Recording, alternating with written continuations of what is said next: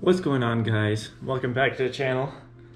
Thanks for tuning in. Today I'm gonna be on, I guess it's just a bag so it's not unboxing, but I'm gonna show you guys what I bought for my Porsche.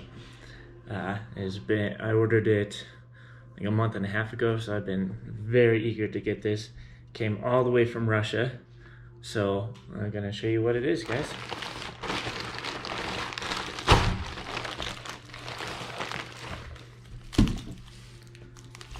Can't really tell, so let's bust out the knife.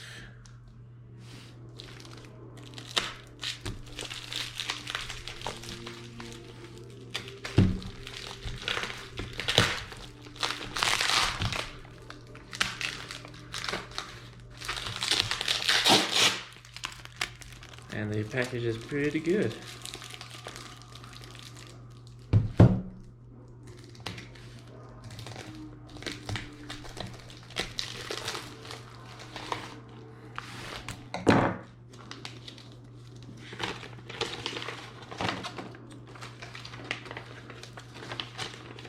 So without tearing it apart too much, it is a lift, a little bit of a lift kit. It's just a spacer that goes on top of the shocks. So as you can see here, a little diagram.